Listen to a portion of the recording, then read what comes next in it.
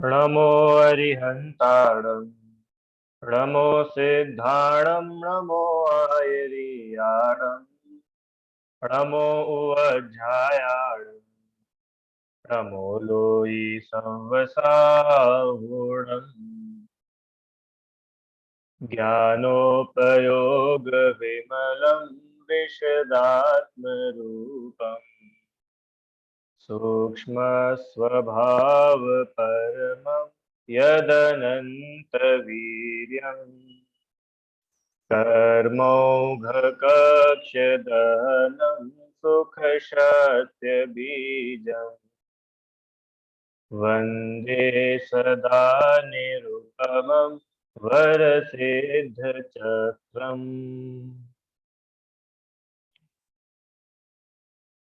6 आवश्यक पर हम लोग चर्चा कर रहे थे, जिसमें देव पूजा, गुरु उपासना और स्वाध्याय, ये 3 का हम लोगों ने अभी तक स्वरूप समझा है। ठीक है। स्वाध्याय में कल हम लोग ये देख रहे थे कि स्वाध्याय करते समय हमें किन बातों का ध्यान रखना चाहिए, है ना। कल हम लोगों ने इस पर बात करी थी। आइए अब जो चौथा आवश्यक है, संयम, उसे शुरू करते हैं। किसी को कुछ प्रश्न है अभी तक? नहीं, ठीक है। चलिए, संयम आवश्यक किसे कहते हैं?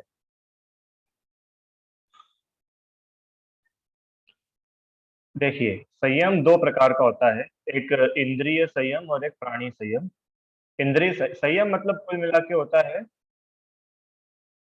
कल के क्वेश्चन का 1 मिनट आप पूछ लीजिए, मैं क्वेश्चन ध्यान नहीं मुझे। हाँ, बोलिए क्या प्रश्न है?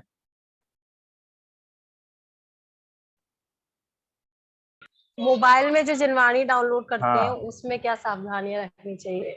ठीक है, याद आ गया। कल हम लोग बात कर रहे थे ना, शास्त्र स्वाध्याय के समय क्या क्या सावधानी होनी चाहिए। हर किसी समय नहीं, कहीं पर बैठकर नहीं पढ़ना, ऐसा। तो इनका प्रश्न है कि जो मोबाइल में हम जिनवाणी डाउनलोड करते हैं, उसमें हमें क्या सावधानी रखना चाहिए। ठीक है, चलो। पहली बात तो ये कि ऐसा हमें मौका ही ना पड़े कि मोबाइल में जिनवाणी डाउनलोड करना पड़े। पहली बात, सबसे पहले। पर फिर भी अब उसके बिना काम हो नहीं पाता। क्यों? क्योंकि हर जगह इतने सारे शास्त्र लेकर के जाना वो पॉसिबल नहीं होता है ना। हम लोग कहीं जा रहे हैं, ट्रेवल कर रहे हैं, तो इतने सारे शास्त्र नहीं ले जा सकते। तो मोबाइल है, मोबाइल में बहुत सारे शास्त्र है, पूजन की किताबें आ जाती है, पीडीएफ आ जाती है, सब आ जाती है। ठीक है, अच्छी बात है। अब इसमें सावधानी क्या रखना, कि पहली बात तो जितनी बातें यहाँ पर हम बताई थी ना, क्या, कि बिना नहाए, बिना हाथ धोए, उसके बाद जहां तहां बैठ करके, पता चला सोफे पर बैठे बैठे ही जिनवाणी पढ़ रहे हैं, पलंग पर बैठे बैठे ही पढ़ रहे हैं, ऐसा नहीं। वो खाली जिनवाणी का मोड चेंज हुआ है। अभी तक वो बुक के फॉर्म में थी, अब वो टेक्स्ट के फॉर्म में आपके मोबाइल में है। पर ऐसा नहीं है कि मोबाइल अपन जैसे चलाते चलते फिरते उसको वैसे ही देखेंगे। उतनी ही विनय होना चाहिए। अगर आप मान लो मोबाइल में भी पढ़ रहे हो, तो जिस प्रकार हम शास्त्र को चौकी पर रख करके पढ़ते हैं, तो अगर मोबाइल में से भी आप कुछ पढ़ रहे हो तो उसको चौकी पर रखकर पढ़ना। ऐसा नहीं कि हमने नीचे चटाई पर रख दिया, पैरों पर रख दिया और पढ़ रहे हैं। उसमें ये सावधानी जरूर रखना चाहिए। और इसके अलावा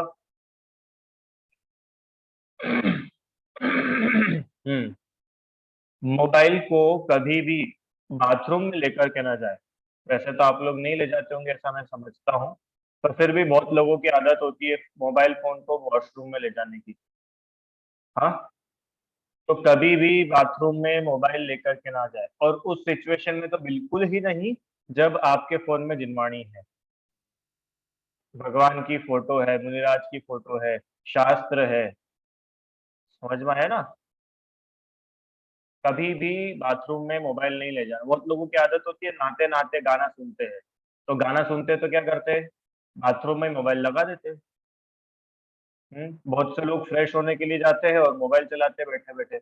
ऐसा बिल्कुल भी नहीं करना, महापाप का कारण है। ज्ञानावर्णी कर्म का बंध होता है। आप विश्वास मानना, एक एक शब्द जो आप देख रहे हो ना, ये सारे शब्द जिनवाणी के शब्द है। भगवान के वचनों में आए हुए शब्द है और इन शब्दों का हमें कभी अनादर नहीं करना चाहिए। स्वच्छ पवित्र जगह होना चाहिए। अगर आपके फोन में जिनवाणी है तो आप कभी भी उसे बाथरूम में लेकर के ना जाए। वो बात अलग है कि हम ट्रेन में ट्रेवल कर रहे हैं, हम अकेले हैं, तो मोबाइल तो छोड़ के नहीं जा सकते, वो एक अलग बात है। पर एटलीस्ट जब हम घर में हैं, हाँ, हमारे साथ में कोई है, तो उस समय तो कम से कम मोबाइल को बाथरूम में नहीं ले जाना चाहिए। ठीक है, समझ में आ रहा है? हाँ, और एक और बात, खाते खाते मोबाइल में से नहीं पढ़ना चाहिए। हाँ, जैसे अब आजकल क्या हुआ, जैसे एक भी प्रश्न है कि टीवी पर भक्तामर चला लेते हैं, पूजा चला लेते हैं, तो बैठकर पलंग पर बैठ करके सुन रहे होते हैं, काम करते करते सुनते हैं। ऐसा नहीं करना चाहिए। सुनना ध्यान से, क्या बोला? जैसे होता है ना, अभी विशेष करके लॉकडाउन के बाद से तो बहुत हुआ, बहुत सारे प्रवचन ऑनलाइन आने लगे, आप लोग यूट्यूब पर सुनने लगे। अभी अपनी क्लास भी ऑनलाइन ही चल रही है, अपन कोई आमने सामने मंदिर में तो बैठे नहीं है। तो हम प्रवचन सुने, भक्तामर सुने, पूजन सुने, कुछ भी धर्म का हम अगर मोबाइल टीवी पर सुन रहे हैं, तो आप ये मान के चलो कि आप मंदिर में बैठे हो और उसको सुन रहे हो। मंदिर में क्या क्या करते हो आप? मंदिर में बार बार उठ करके जाते हो क्या? मंदिर में बैठे बैठे सब्जियां सुधारते हैं क्या? मंदिर में बैठे बैठे पानी चाय दूध गर्म करते हैं क्या? अब आप देख लो एक एक बार। मंदिर में बैठे बैठे अपन पैर लंबे कर लेते हैं क्या? टिक के बैठ जाते हैं क्या? करते हो क्या? नहीं करते हैं। तो ये पूरी की पूरी विनय हमारी घर में भी अगर हम स्वाध्याय कर रहे हैं, प्रवचन सुन रहे हैं, भक्तामर आदि पाठ पूजन टीवी पर मोबाइल पर सुन रहे हैं, तो पूरी वही विनय होना चाहिए। पता है क्यों? क्योंकि देखो, आप जो सुन रहे हो उसमें तो कोई अंतर नहीं आया। जो मंदिर में आप भगवान की वाणी जिनवाणी सुन रहे थे, वही जिनवाणी तो आप घर में सुन रहे हो। जिनवाणी में कोई डिफरेंस है क्या कि मंदिर में जिनवाणी अलग है और घर में जिनवाणी अलग है? क्यों रुचि आंटी? जिनवाणी तो वही है, शास्त्र तो वही है, तो उसकी उतनी ही विनय होना चाहिए। फिर एक प्रश्न आता है, ये पहले भी आया था कि महिलाएं रहती हैं, तो ये लोग किचन में काम करते करते, रसोई में काम करते करते प्रवचन सुन सकते हैं क्या? ऐसा प्रश्न आया था ना पहले भी, आपको किसी को ध्यान हो तो, पर बहुत पहले आया था। रसोई में काम करते करते प्रवचन सुन सकते हैं क्या? भजन सुन सकते हैं क्या? हाँ, पाठ सुन सकते हैं क्या? ऐसा प्रश्न था। तो जिसका मैंने पूछा भी था फिर बाकी बड़ों से, तो उनका ऐसा कहना है कि जहां तक बने, आप मंदिर के जितने काम हैं, जैसे अपन ने जो पढ़ा था ना, स्वाध्याय का जितना काम है, और स्वाध्याय का जितना काम मतलब में जैसे पढ़ना, प्रश्न पूछना, ये दो मेन काम जो है, वाचना और प्रचना, ये दो तो आप मंदिर में यथा योग्य स्थान पर बैठकर शुद्ध वस्त्र आदि पहन कर के ही हमें करना चाहिए। अब रही बात दूसरी कि अब हम प्रवचन सुन रहे हैं या भजन सुन रहे हैं या छह डाला रिवाइज कर रहे हैं, तो उस समय कर सकते हैं क्या? कि कर सकते हैं। आप अगर भोजन बना रहे हो, तो भोजन बनाते बनाते आप लगा सकते हो। सब्जी सुधार रहे हैं, तो सब्जी सुधारते सवारते समय आप लगा सकते हो। पर उसमें इतना विनय होना चाहिए कि आप फिर उस पर भी आपका ध्यान रहे। ऐसा नहीं कि बस पीछे टाइम पास के लिए लगा दिया। आजकल के जनरेशन गाने लगाती है और अपन लोगों ने भजन लगा दिया, उसमें कोई अंतर नहीं रहेगा। इसलिए मैं तो बार बार यही बोलूंगा कि आप ना लगाओ तो अच्छा, क्योंकि उससे क्या होगा कि हम लोग एक गली निकाल लेते हैं। पता है क्या गली निकाल लेते हैं? गली ये निकाल लेते हैं कि अब कौन मंदिर जाए, अपन तो सुबह सुबह घर का काम भी निपटा दो, और लाइव पूजन आती है टीवी पर, वो लाइव पूजन लगा लो, अपनी पूजन हो जाएगी, अपना स्वाध्याय हो जाएगा। तो आप इस भ्रम में बिल्कुल भी मत रहना कि आपकी पूजन या स्वाध्याय हो रहा है। जब तक आप खुद से बैठ करके शांति से अपना पूरा उपयोग वहां पर लगा करके अपने मुंह से नहीं बोलोगे, तब तक अपना मन लगेगा ही नहीं। वो टोटल टाइम पास ही है। हाँ, पर हाँ, इतना जरूर है कि अब बैठे बैठे क्या करेंगे, अपना काम इधर चल रहा है, अपन सुन भी सकते हैं, तो वो टाइम को यूटिलाइज करने के लिए आप ये चीजें लगा सकते हो। मान लो आपको कुछ याद करना हो, जैसे 6 डाला याद करनी है, हाँ, और अब मंदिर में तो पूरे टाइम अपन बैठेंगे नहीं, तो 6 डाला की रिकॉर्डिंग है, वो रिकॉर्डिंग आप लगा दो, उसको सुनो, कोई दिक्कत नहीं है। आप गाड़ी चला रहे हो, कहीं ड्राइव करके जा रहे हो, उस बीच में लगा लो, बिल्कुल प्रॉब्लम नहीं है, आप लगा सकते हो। पर विनय होना चाहिए, फिर ऐसा नहीं है कि खाते खाते भी लगा लिया, नहाते नहाते भी लगा लिया। समझ में आ रहा है ना? अब भोजन बना रहे, प्रवचन चल ही रहे हैं, और चलते प्रवचन में खाने लग गए, सब्जी चखने लग गए, तो फिर वो काम नहीं होना चाहिए, विनय पूरी होना चाहिए। ठीक है, समझ में आया?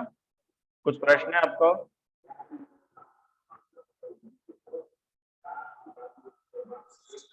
नहीं, यही था। मैं जनरली वॉक वगैरह करती हूँ तो अपनी स्तुति विनती या वही सुबह काम कर रही होती हूँ तो पूरा पढ़ लेती हूँ, एक तरह से रिवीजन के पर्पज से, तो मतलब ये तो कर ही सकते हैं। कर सकते, वरना कोई एक्चुअली फिर दिक्कत टाइम नहीं मिलता, स्पेशली इतनी चीजें होती हैं तो डेली नहीं पढ़ते तो भूल जाते हैं। नहीं। बराबर है, कर सकते, कोई दिक्कत नहीं है। पर हाँ, हमारा पर्पस खाली फिर उसको पढ़ने सुनने का ही होना चाहिए, एक टाइम पास का उसको जरिया पन्ना बना बैठे कि चलो अब क्या है, कुछ भी करने को नहीं है, चलो प्रवचन लगा लो, कुछ तो चलता रहेगा बैकग्राउंड में, वो नहीं होना चाहिए।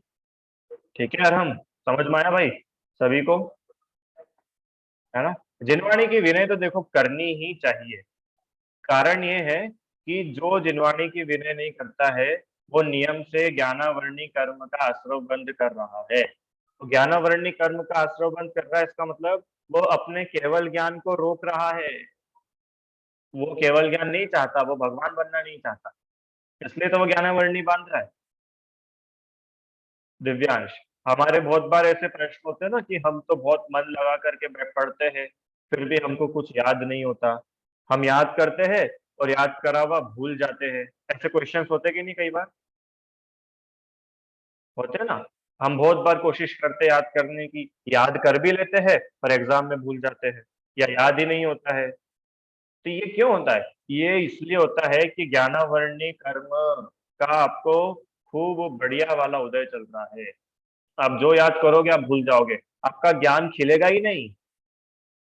जो जिनवाणी की विनय नहीं करेगा, उसका ज्ञान कभी नहीं खिलेगा। लिख लो।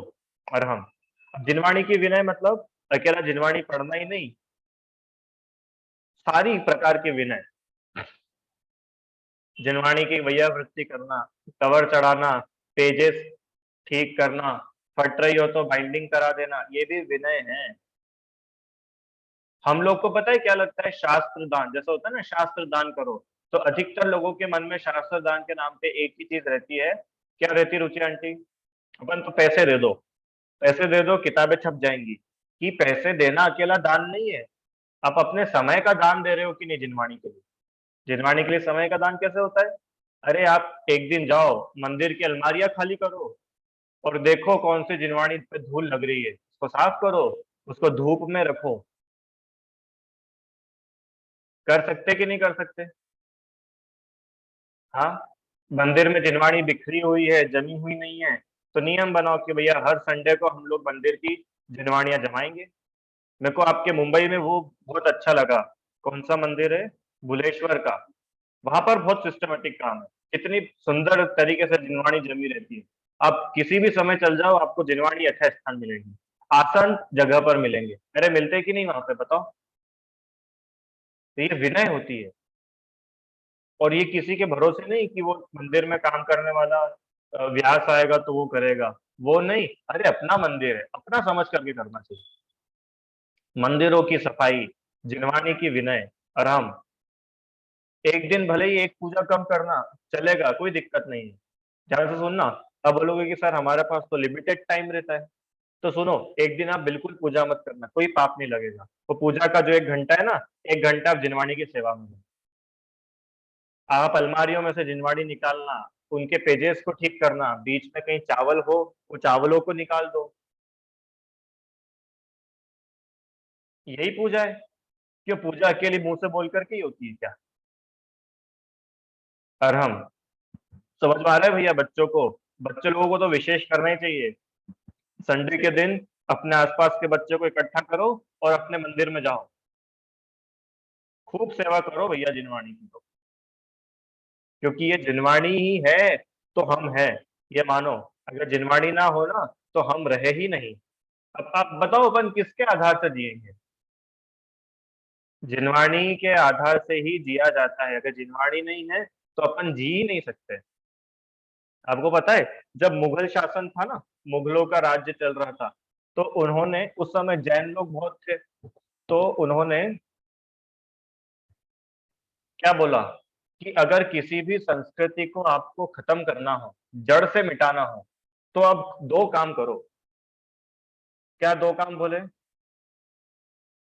उनके लोगों को मार दो, ऐसा नहीं। लोगों को मारने से तो कुछ नहीं होगा, एक को मारोगे 10 और पैदा हो जाएंगे, फिर 10 को मारोगे 50 और पैदा हो जाएंगे। तो लोगों को मारने से कभी भी आप उनको जड़ से खत्म नहीं कर पाओगे। और मुगलों को तो सबको जड़ से खत्म करके एक मुस्लिम साम्राज्य फैलाना था सब जगह। पता है उन्होंने क्या करा? कि दो चीजें करो आप तो बस। क्या करो दो चीजें? कौन बताएगा दो बातें? पता है कि एक तो इनके जितना भी मंदिर है, जितने भी इनकी इमारतें हैं, जितनी इनकी प्रतिमाएं हैं, जितने इनके तीर्थ है, जो मतलब इनकी धरोहर है, इनकी पहचान है, इनके पूर्वजों से चली आ रही है, एक तो उस सब को तबाह करो, पहली बात। और दूसरी बात, इनके जो शास्त्र है उन शास्त्रों को खत्म करो, शास्त्रों को जलाओ, शास्त्रों को छुपा दो, गाड़ दो, फाड़ दो, जो करना है करो। ये दो चीजें अगर आपने कर दी तो पक्का विश्वास मानना, आज से 100, 150, 200 साल के बाद में एक भी जैन आपको यही यहाँ नहीं मिलेगा। क्यों? क्योंकि जैन जीते किस आधार से है? जिनवाणी के आधार से तो जी रहे हैं। अब जब जिनवाणी नहीं मिलेगी तो वो क्या करेंगे? जो पढ़ने को मिलेगा वो पढ़ेंगे, किसी और लिटरेचर को पढ़ेंगे, किसी और दर्शन को, किसी और धर्म को अपना लेंगे। मंदिर ही नहीं मिलेंगे तो भगवान ही नहीं दिखेंगे, भगवान नहीं दिखेंगे तो प्रेरणा ही नहीं मिलेगी भगवान बनने की। समझ में आया? तो ये दो चीजें बहुत ही ज्यादा जरूरी है। क्या? एक तो जिन मंदिर, और दूसरा जिनवाणी। जिन मंदिर और जिनवाणी, ये हमारी धरोहर है, हमारी पहचान है। और न्यू बोलो, जैसे अपने को जीने के लिए सांस लगती है ना, अरहम, अगर तुम्हारी सांस बंद हो जाए तो तुम जी पाओगे क्या? ऐसे ही जैनों का प्राण है, प्राण क्या प्राण है? जिनवाणी और जिन मंदिर, ये प्राण है अपने, अपने तीर्थ अपने प्राण है। नौ देवता हमारे प्राण है, प्रतिमाएं हमारा प्राण है, मुनिराज हमारे प्राण है। जब तक हमें अपने प्राण नहीं लगेंगे ना, अपन उनकी कैसे सेवा करेंगे? अरे सेवा तो छोड़ो, आप उनके जैसे कैसे बनने की सोचोगे? अभी गुरुपासना में अपन ने क्या पढ़ा था कि उन गुरुओं के जैसे बनने की भावना। ठीक है, तो ऐसी भैया जिनवाणी की विनय हम सभी के जीवन में होना ही चाहिए, पक्के में होना चाहिए भाई। जिनवाणी की विनय तो सभी के लिए, छोटा हो बड़ा हो, हर कोई अपने अपने लेवल पे काम करो। जैसे छोटे बच्चों को नहीं पता है कि कौन सा ग्रंथ किस अनुयोग का है, कौन सा ग्रंथ किस अलमारी में रखना है, तो कोई बात नहीं, आप मत करो। अरे आप कम से कम किताबों में से चावल तो निकाल सकते हो। कोई किताब गीली हो रही है तो उसको धूप में रख सकते हो। ये काम तो बच्चे कर सकते कि नहीं अच्छे से? बिल्कुल कर सकते हैं। जैसे आप लोग दिवाली की सफाई करते हो ना अपने घर की, ऐसे मंदिरों की सफाई करना चाहिए। हर अष्टानिका पे, हर 10 लक्षण के पहले भी और बाद में भी। 10 लक्षण के पहले तो लगभग हर मंदिरों में सफाई होती है, 10 लक्षण के बाद कहाँ पर होती है सफाई? और 10 लक्षण में क्या होता है, इतने सारे लोग आते हैं, इतने सारे धर्म, क्योंकि लोग साल भर का धर्म 10 दिन में करते हैं ना, तो बहुत सारे लोग आते हैं। अब होता क्या है कि जिनवाणी कहाँ की कहाँ रखी है कोई अता पता नहीं, किसी ने यहाँ से उठाई वहां रखी, उल्टी रख दी, फोल्ड करके रख ली। तो कायदे से तो सच्ची सेवा तो 10 लक्षण के बाद करो। अभी आने वाले ना 10 लक्षण, अभी अष्टानिका भी आ रही है, हर जगह जगह पर विधान होंगे, सब लोग आते हैं, तो आप फिर सेवा करो मंदिर की। ये है सच्ची सेवा, इससे होगा पुण्य का बन। अगर पुण्य भी बांधना चाहते हो तो सच्चा पुण्य बांधो। समझ में आया? खूब सेवा करो भैया, मुनिराजों की खूब सेवा करो, त्यागी व्रतियों की खूब सेवा करो, और सेवा से मेरा मतलब हाथ पैर दबाने का नहीं है। सेवा मतलब हर प्रकार से आप उनको फ्री कर दो, फ्री कर दो उनको, इसका नाम है सेवा। क्यों? बच्चे अपने माता पिता की सेवा करते तो क्या पूरे समय पैर दबाते रहते क्या? नहीं, उनको आराम दे देते। आराम देते थे मतलब, अब पापा आप दुकान पे मत जाना, अब मैं दुकान पे जाऊंगा, आप तो घर पे आराम करो, आप तीर्थ यात्रा करो, आप समागम करो, हैं, आप 10 लक्षण में किसी तीर्थ पे जाओ, बढ़िया अच्छे से रहो। ये सेवा होती है कि खाली हॉस्पिटल में भर्ती करा देने का नाम सेवा है? वो सेवा नहीं है, वो तो और पीड़ा है उनकी। जिनवाणी सुनाना सेवा है। ठीक है, बोलो दिव्यांश भैया। सर अगर अपन जैसे जिनवाणी बिल्डिंग के लिए देते हैं तो हम्म। फिर वो जब वो किताब को रखता है तो जमीन पर रखता है, तो हम्म। फिर जब वो रखता है तो उसका पाप तो हमें पड़ेगा ना। हम्म। ठीक है, अच्छी बात है, बढ़िया प्रश्न है इनका। तो सुनो, इसका उत्तर सुनाओ आपको। सबसे पहले तो ये कोशिश करो कि जिनवाणी फटे ही नहीं। मतलब आप जब भी उसको यूज करो तो मोड़ करके नहीं खोलो, हमेशा पूरी खोलो। कि ठीक है चलो इतना भी कर लिया, फिर भी अगर हो जाती, हर कोई तो ध्यान नहीं रख पाता, तो ऐसी जगह बाइंडिंग कर दो। प्रायोरिटी उसको पहले दो जो व्यक्ति खुद जैन हो, समझदार हो, उसको शास्त्रों की महिमा पता हो, ऐसे व्यक्ति को दो, तो वो उसकी विनय करेगा। होगी दो बात। अब तीसरी बात, फिर भी अगर होती है ऐसा, तो तो आप कुछ नहीं कर सकते हो, बाइंडिंग पे तो आपको देना ही पड़ेगा।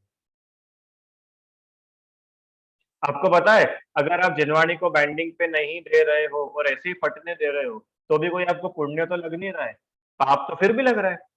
तो वो पाप भला है ना, जिससे आपकी जिनवाणी तो बच रही है कम से कम। और ये पाप वास्तव में पाप होते भी नहीं है। क्यों? क्योंकि आपका उद्देश्य क्या है? अपन ने पहले बात करी थी ना, अपना इंटेंशन जिनवाणी को जमीन पे पटकने का है। अपना इंटेंशन क्या है? अपना इंटेंशन तो जिनवाणी संभले, जिनवाणी की रक्षा हो, ये अपना उद्देश्य है ना। तो आपको बिल्कुल पाप नहीं पड़ेगा, आप कोई टेंशन मत लो। ठीक है। और भैया इतना पाप तो अपन कर ही सकते हैं, अपन लोग श्रावक है, कोई मुनिराज तो है नहीं अपन। श्रावक जैन धर्म के लिए काम नहीं करेगा तो कौन करेगा? अच्छा बताओ, अगर हर श्रावक ऐसा सोचने लग जाए, जैसा आपने, अच्छा प्रश्न है, ऐसा हर कोई सोचने लग जाए, तो बताओ क्या होगा? कि नहीं हम तो पाप नहीं करेंगे, वो हमारा मंदिर तो तोड़ना आए थे औरंगजेब, पर हम लोग पाप नहीं करते, तो आप तोड़ लो हमारा मंदिर, नो प्रॉब्लम, ओके, ऐसा करोगे क्या? नहीं, बिल्कुल नहीं करेंगे। हाँ, श्राव अपन ने पढ़ा था ना अणुव्रतों में, श्रावक संकल्पी हिंसा का त्यागी होता है। आरंभी औद्योगिक विरोधी हिंसा तो श्रावक को होती ही है। आप क्या करोगे? और अगर आपको सच्ची में हिंसा का इतना भय है तो बहुत अच्छी बात है, आप मुनि दीक्षा ले लो, चारों प्रकार की हिंसाओं का त्याग करो, सोच कृष्ट तो कुछ है ही नहीं। पर जब तक मुनि दीक्षा नहीं है, तब तक तो अपने योग्य कर्तव्यों का पालन करना ही चाहिए। समझ में आया? बच्चों, बड़ो, अरहम भैया, क्या बोला? अपने कर्तव्यों का पालन करना ही चाहिए। आपको पता है, अपन लाइट जलाते हैं, लाइट जलाई ना अपन ने, तो अग्नि का एक जीव उत्पन्न हुए, और आपने लाइट बंद करी तो अग्नि का एक जीव नष्ट हो गए। जो लाइट होती है ना, लाइट, ये क्या है? अग्नि का एक जीव है, एक इंद्री। तो आपने लाइट चालू करी तो अग्नि का एक जीव पैदा हुआ, आपने लाइट बुझाई, अग्नि का एक जीव मर गया।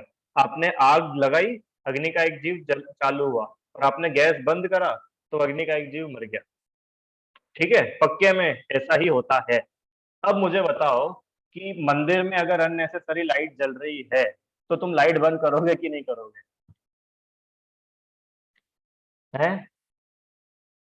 मंदिर में अगर अभिषेक के लिए पानी गर्म हो रहा है, तो आप वो पानी गर्म ही होने दोगे कि गैस बंद करोगे कि नहीं करोगे? क्यों? अग्नि का एक जीव मर जाएंगे। कि भैया तो तुम्हारा त्याग भी नहीं है अग्नि का एक जीवों की रक्षा करने का? सुनो, मुनिराज है जो षट काय के जीवों की हिंसा करते, और श्रावक के लिए क्या बोला था? श्रावक के लिए क्या बोला था अहिंसा व्रत में? याद करो, याद आ रहा है? लाइन क्या थी? त्रस हिंसा को त्याग वृथा था, वर न सहारे। तरह से हिंसा का तो त्याग है, और व्यर्थ में स्थावर जीवों की हिंसा नहीं करेगा। अब समझ में आया? अगर जरूरी है तो लाइट बंद करेगा, अगर जरूरी है तो लाइट चालू भी करेगा, क्योंकि वो श्रावक है ना। हाँ, मुनिराज है तो मुनिराज कभी लाइट बंद चालू नहीं करेंगे, कभी पंखा, एसी, कूलर, टीवी, हीटर चालू बंद नहीं करेंगे, क्योंकि वो षटकाय की जीवों के हिंसा के त्यागी है।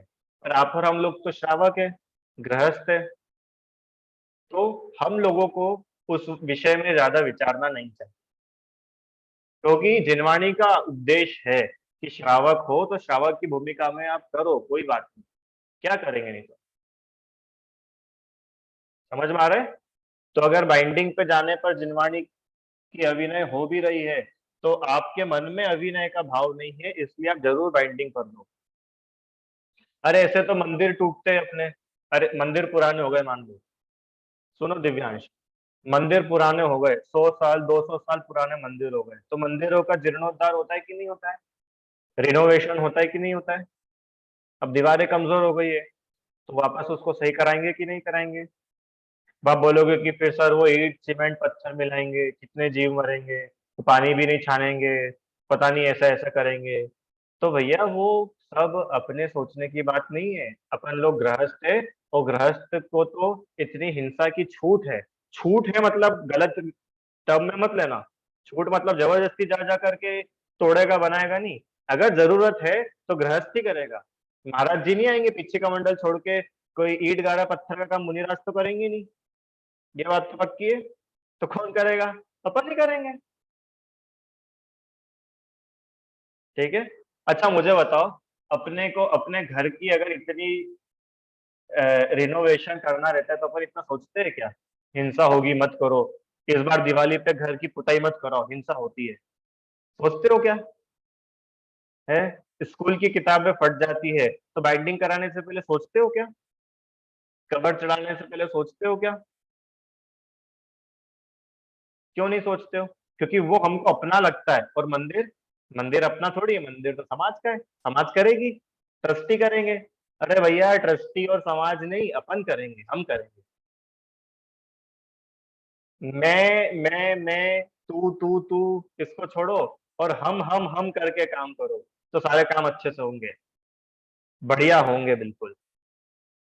अभी अष्टानिका आ रही है ना, आप सभी के यहाँ पर विधान होंगे आई थिंक, कहीं ना कहीं पर आसपास हो रहे होंगे। खूब सहयोग करना विधान में जाकर के, जैसा सहयोग कर सको वैसा करना। अगर तुम पूजा नहीं कर पाओ तो खाली चावल भी धो करके सामग्री तैयार करने में हेल्प कर सको ना, तो उतनी भी कर देना, बहुत अच्छी बात है। दिव्यांश समझ में आ रहा है? हाँ, अगर तुम प्रवचन में नहीं जा पाओ तो लोगों को प्रवचन में भेज जरूर देना, इतना तो कर देना। ठीक है। तो क्या है कि पुण्य कमाने का दरवाजा तो हमेशा ही खुला रहता है, कोई दिक्कत नहीं है। क्यों, इसमें अपना क्या गया? अच्छा मुझे बताओ, आप भगवान की पूजा तो नहीं करता है मंदिर में, सुनना, आप मंदिर में भगवान की पूजा तो नहीं करता है, और आपने एक दिन पूजा के पहले, क्योंकि आपके पास में टाइम नहीं था, तो आपने जल्दी जाकर के सामग्री धो दी, तो इसमें क्या पाप लग जाएगा? आपने जल्दी जाकर के अभिषेक का जल कुएं से भर लिया, तो क्या पाप लग जाएगा? कि नहीं, वो तो अपना काम थोड़ी, वो तो पुजारी का काम है। अरे तो तुम पुजारी को क्या समझते हो? तुमसे ज्यादा पुण्यशाली है पुजारी। पुजारी को क्या समझते हैं अपन लोग, कि वो तो नौकर है? अरे वो नौकर नहीं है, वो भगवान का पुजारी है, भगवान की सेवा कर रहा है, वो तुम्हारे घर की नहीं कर रहा है, तो तुम उसको नौकर जैसा बोल रहे हो और ट्रीट कर रहे हो। सुनने में आपको कड़वा लगेगा, पर ये सच बोल रहा हूँ मैं आपको, रिस्पेक्ट करना आनी चाहिए। जो मंदिर में जो लोग काम करते हैं ना, भले ही सफाई करते हो, बर्तन धोते हो, पानी भरते हो, पूजन की सामग्री साफ करते हो, बीनते हो, तैयार करते हो, मार्जन करते हो, ये लोग बहुत पुण्यशाली है, ये भगवान के सेवक है। अपने से ज्यादा पुण्य है इन लोगों का। अपने भाग्य में तो है ही नहीं भगवान की रोज रोज सेवा करना, ये लोग रोज सेवा करते हैं। क्यों रुचि आंटी बताओ, आपके भाग्य में है रोज रोज मंदिर की झाड़ू लगाना? तो बताओ, आप भाग्यशाली हो कि अंकित भाग्यशाली है? अंकित ही नाम है ना उसका। हाँ, वो भाग्यशाली है, वो रोज मंदिर की झाड़ू लगाता है, रोज मंदिर साफ करता है वो। वो रोज भगवान को स्पर्श करता है, हम लोग तो भगवान को स्पर्श तक नहीं करते रोज।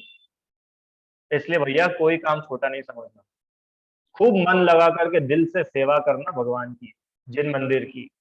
समझ में आया दिव्यांश और हम? और बिल्कुल भेदभाव नहीं रखना कि ये तो हमारा मंदिर है और ये अपना मंदिर नहीं, ये तो दूसरों का मंदिर है, बिल्कुल भी नहीं। सब महावीर भगवान के मंदिर है, सब जैन मंदिर है, और जितने महावीर भगवान के मंदिर है वो सब आपके मंदिर है। ठीक है? ऐसा नहीं कि हम तो बस सूरत के मंदिरों की सेवा करेंगे और इंदौर के मंदिरों को कौन देखेगा, कि भैया आप कभी इंदौर आओ तो इंदौर के भी आप देख लेना, हम कभी सूरत आएंगे तो सूरत के हम देख लेंगे। हाँ, ठीक है, ये भावना होनी चाहिए, ये भावना होनी चाहिए, इतना बड़ा दिल होना चाहिए अपना। जब तो अपनी ये पढ़ने का सब काम आएगा, नहीं तो पता है क्या होगा, अपन पढ़ तो लेंगे और अंदर से सूखे के सूखे रहेंगे।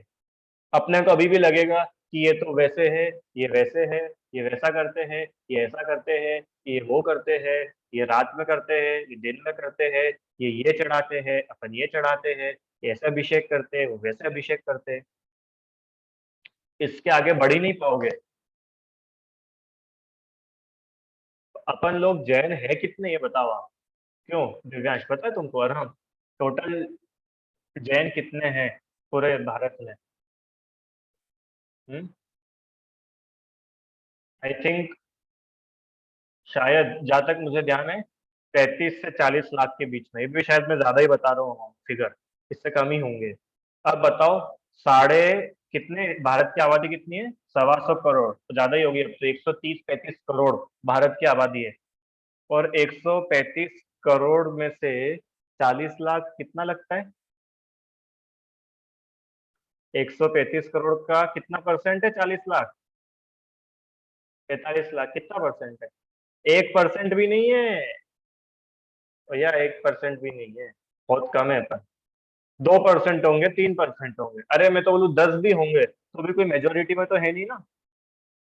और उतने 40 लाख में से भी अपन लोग बट जाए, ये तुम्हारा मंदिर तुम जानो, अपना मंदिर अपन देखेंगे। अरे ऐसा नहीं है, कभी उस मंदिर पर संकट आया है तो हम भी जा करके उनकी रक्षा करेंगे। समझ में आया? यहाँ पर वास्तव में बिल्कुल भेद नहीं रखना। जहां पर जैन धर्म की बात, देखो सिद्धांत सब अपनी अपनी जगह, पर जहां पर जैन धर्म की बात है ना, ध्यान से सुनना सभी लोग, जहाँ जैन धर्म की बात हो वहां पर तो फिर ये भी मत देखना कि ये दिगंबर है कि ये श्वेतांबर है। वहां पर तो आप जैन देखना, जैन, क्योंकि बाहर की दुनिया को नहीं फर्क पड़ता है कि ये दिगंबर है कि श्वेतांबर है। समझ में आया? अभी मैं कल परसों ही सुन रहा था उनका, वीर सागर जी का, प्रोफेसर वीर, तो उन्होंने बताया कि एक बात बताओ, नमोकार मंत्र तो सभी का एक जैसा है, क्यों श्वेतांबर लोगों का नमोकार कुछ अलग है, दिगंबरों का अलग है क्या? एक जैसा है। 24 तीर्थंकर उनके भी वही है, अपने भी वही है। चतवार सूत्र उनका भी वही है, अपना भी वही है। अरे मूल जो सिद्धांत है, जो बेसिक बातें हैं, अहिंसा वो भी बोलता है, हिंसा अपन भी बोलते हैं, 5 महाव्रत वो भी बोलते हैं, अपन भी बोलते हैं, 5 अणुव्रत वो भी बोलते हैं, अपन भी बोलते हैं। तो इतनी सारी तो समानता है। इसलिए भैया दुनिया के सामने तो एक बन करके रहना, तुमको अंदर भी एक बन जाओ तो बहुत अच्छी बात है। ठीक है? ये इतना बड़ा दिल होगा ना जब सम्यक दर्शन की ताकत आएगी अंदर से। और पता है, आपको हर जीव जैन भी नहीं दिखना चाहिए, हर जीव आत्मा दिखना चाहिए। अब बताओ, जिसको हर जीव ही आत्मा दिखेगा तो वो क्या भेद करेगा? क्यों, जिसको हर ही जीव आत्मा दिख रहा है तो वो क्या भेद करेगा कि ये दिगंबर है, ये श्वेतांबर है? कि हम तो आत्मा की बात कर रहे हैं, दिगंबर श्वेतांबर की बात कहाँ से आई? कि नहीं, ये तो 13 पंथी और ये 20 पंथी है, कि फिर तुम बात करने लग गए, हम आत्मा की बात कर रहे हैं ना, 13 और 20 कहाँ से आया? मेरी बात समझ में आ रही है तुमको? हाँ, कि हम खंडेल वाले, ये पूर्व वाले। अरे भैया आत्मा की बात करो, आत्मा हो कि नहीं। जब हम सामायिक में क्या बोलते हैं, प्रेम भाव हो कुछ जीवों से, क्यों रुचि आंटी क्या बोलते हैं अपन? प्रेम भाव हो कुछ जीवों से, कुछ जीवों से। हाँ, प्रेम भाव हो सब जैनों से, ऐसा बोलते हैं, प्रेम भाव हो सब जैनों से। और हम क्या बोलते हैं? प्रेम भाव हो सब जीवों से। अब ये सब जीव मतलब पता है, सब जीव मतलब कौन? सिद्ध भगवान भी है, सुअर भी है। सुअर जिसको देख के तुम ऐसे ऐसे कर रहे थे ना, वो सब जीवों की गिनती में वो सुअर भी है। अब बताओ, सुअर से प्रेम कर सकते हो? सब जीवों की गिनती में, सुनना ध्यान से, सब जीवों की गिनती में चोर भी है, सब जीवों की गिनती में आतंकवादी भी है, डाकू भी है। अब उनसे कैसे प्रेम करोगे? दिव्यांग, इतना बड़ा दिल होना चाहिए कि प्रत्येक जीव आत्मा दिखे, तो वात्सल्य होगा, तो आपको सब पर करुणा होगी, सब पर प्रेम होगा। और ऐसा ही जीव भगवान बनेगा। जो सबको भगवान नहीं देखता, जो सबको आत्मा नहीं देखता, वो जीव कभी भगवान नहीं बनता। ठीक है भाई, कोशिश करना और जितना हो सके जितना बने। आज की क्लास तो भैया इसको उतारना अपने जीवन में, बिल्कुल भी भेद नहीं रखना, सब मिलजुल करके रहना, मिलजुल करके कार्यक्रमों में भाग लेना। ऐसे ही तो प्रेम बढ़ेगा, वात्सल्य बढ़ेगा। ठीक है भाई, खूब अच्छे से पर्वों को मनाओ, खूब अच्छे से तीर्थ क्षेत्रों की रक्षा करो, मंदिरों की रक्षा करो, बच्चों की रक्षा करो, बच्चों को पाठशालाएं भेजो। अभी मंदिर तो इतने सारे हो गए, मंदिर में जाने वाला कोई नहीं मिलेगा आपको। आज से 50 साल 100 साल के बाद इन मंदिरों में कौन जाएगा? मंदिर तो बहुत सारे बना लिए, संस्करण तो बहुत सारे हो गए, प्रतिमाएं बहुत सारी स्थापित हो गई। अब बताओ, इन प्रतिमाओं की पूजा कौन करेगा? कौन करेगा दिव्यांश? खूब बच्चों को संस्कारित करो, माताएं संस्कारित हो, परिवार संस्कारित हो, बहुएं संस्कारित हो।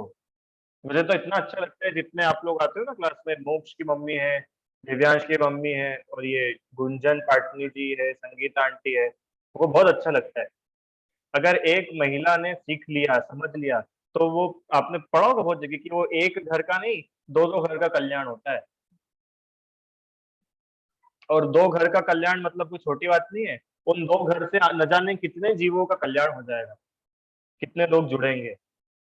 बच्चों में संस्कार होगा तो बच्चे अपने बच्चों को संस्कारित करेंगे, उनके बच्चे अपने बच्चों को संस्कारित करेंगे, और ऐसे ही जैन धर्म चलता जाएगा। चलेगा कि नहीं चलेगा? कौन चलाएगा? अपन चलाएंगे। ठीक है भैया, तो खूब श्रद्धा रखना, खूब भक्ति रखना, खूब विनय रखना। जिनवाणी की विनय, मुनिराजों की विनय, तीर्थ क्षेत्रों की विनय, भगवान की विनय, प्रतिमाओं की विनय, मंदिरों की विनय। ठीक है, चलो बढ़िया। तो आज इतना ही करते हैं अपन। स्वाध्याय अपना आज हुआ है, कल जो है संयम की चर्चा करेंगे, संयम जो आवश्यक है चौथे नंबर का, उसकी चर्चा करेंगे। कोई प्रश्न है किसी का? नहीं? ठीक है, जिनवाणी स्तुति करते हैं ना। हे जिनवाणी भारती को ही जपू दिन रे, जो तेरी शरणा गए सो पावे सुख चैन। जावाणी के ज्ञान से सूझे लो कालो, सो वाणी मस्तक नमो सदा देत तू दो।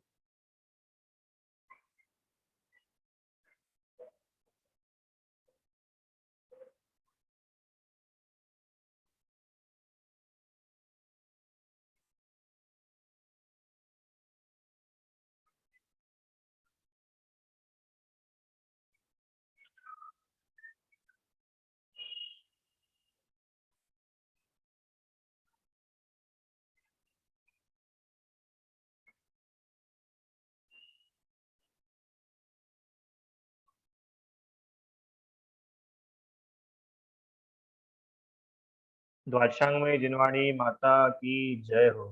महान जैन धर्म की जय। जय जिनवाणी।